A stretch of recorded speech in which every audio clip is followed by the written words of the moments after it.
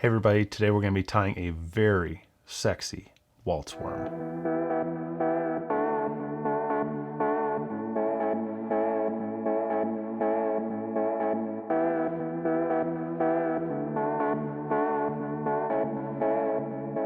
Alright, if you don't know me yet, my name is Matt. I'm the manager here at the Northern Angler here in Traverse City, Michigan. We're a small independent fly shop focused on getting you confident at the vise and on the water. If you haven't done so yet, think about hitting that subscribe button right down there. That lets you know whenever there's a new video that comes out. And if this is helpful for you at all, hit that thumbs up. That helps us out a ton. Now, the Waltz worm is not the prettiest fly probably in your box, but you know what? It's a great utilitarian fly. It doesn't necessarily imitate anything in my mind. Some folks might tell you it imitates a crane fly larva. Sure, if you want to get specific, it does look like that, but I think it looks like all sorts of stuff to fish. That's why it works. Let's take a look at the materials we'll be using today. The hook is a Firehole 516. This is a barbless, heavy wire jig hook that features a standard length, a 1x gap, and a 60-degree bend at the eye.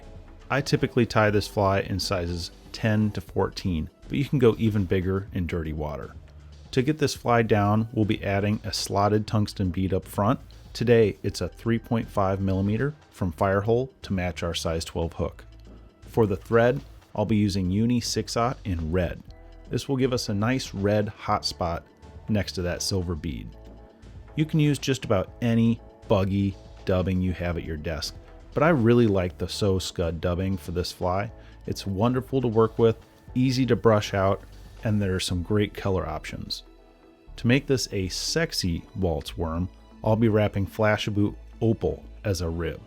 Many tires stop here, but to make this fly more durable, we'll be adding a counter wrap of thin tippet before tying everything off.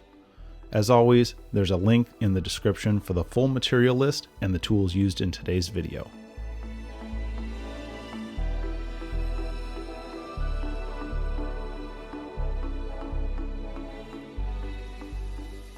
Let's start by placing your hook securely in the vise. And we want to make sure this jig head seats properly. Now, there's always a flat side and a round side, and we want that round side facing up towards your tying light. And that's going to make sure you're seated as far forward as possible. Start your thread right behind that bead. We're going to skip any sort of lead wraps. You can give your fly a little lead collar if you want. This is just going to streamline the process. This tungsten bead has tons of weight, and we're going to skip it today. So I'm just building a little bit of a thread dam here. It's going to help keep that bead in place. See how it's all propped up there, ready to fish. Make sure we're oriented correctly. I'm going to bring my thread back to about the point of the hook. See how it intersects that spot right there. And here, I'm going to tie in my Flashabou Mirage. Goofy thing with this is if you drop it, it's going to be hard to find. So hang on to it. Now I'm going to use kind of a downward angle here against the shank to trap it. And with one thread wrap, see how it pops right up on top. Bring that back to the bend here. Don't want to go too far, but that looks pretty good. Bring that up to where we're ramping up. Trim your excess. The next step, which is totally optional, we're going to add just a piece of tippet here. This is 5x. I'd go right on down to 7x if you have it handy, but 5 is what I have here at the bench. And I'm going to use that same kind of intersection style of holding that material.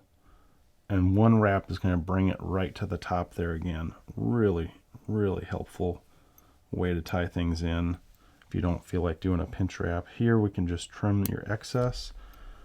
Next thing, I just like to rotate my fly and make sure there's a bit of a taper maybe. I mean, I'm not too worried about this. This is going to be a dub taper for the most part, but Cover everything up, make sure everything lines up. Bring your thread back to that last bend. Next we're going to grab some dubbing.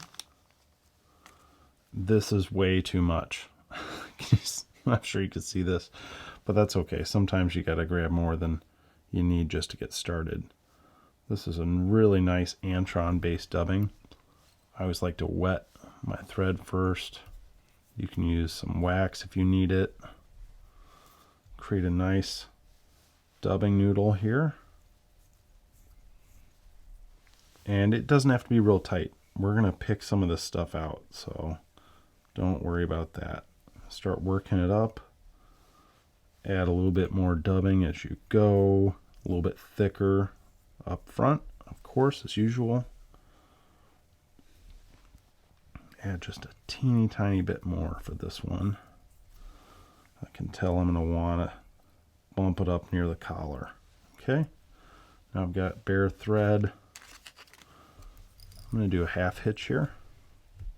That's just going to hold my thread as I bring in the cradle and grab my flash. I'm just going to do, some basic ribbing here with the flash. Do not pull too hard. This stuff will break. It's just Flashaboo. Tie that off. I like to put mine right back in the material clip, so for the next fly I can actually find it. All right, grab your piece of tippet, and we're going to wrap the opposite way in big open cross wraps here. I only took like 3 wraps up to where my thread is at right now, and that's just going to reinforce, that flash material that's not too durable and make a nice durable fly for you. Everything looks pretty good, nice and tight. Grab your whip finish tool.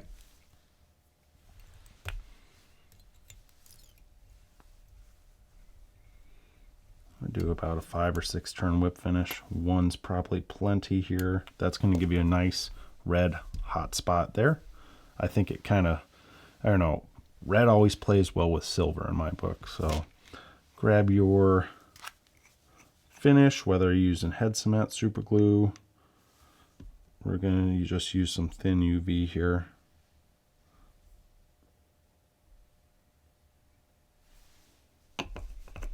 A little bit goes a long, long ways. Don't forget that.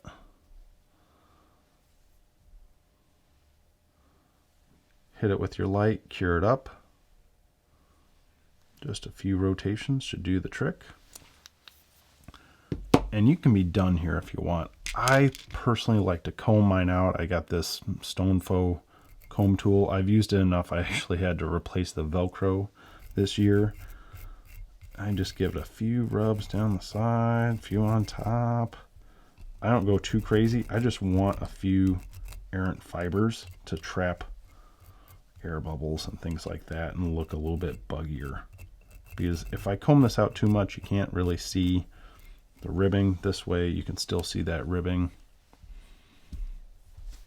There we go.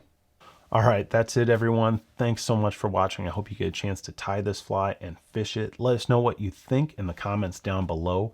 And don't forget, if you haven't subscribed yet, you should do so. You don't want to miss all the fun stuff we have coming up. If this was helpful at all, hit that thumbs up button. That's always a big help to us. As always, hope to see you soon on the water or in the shop.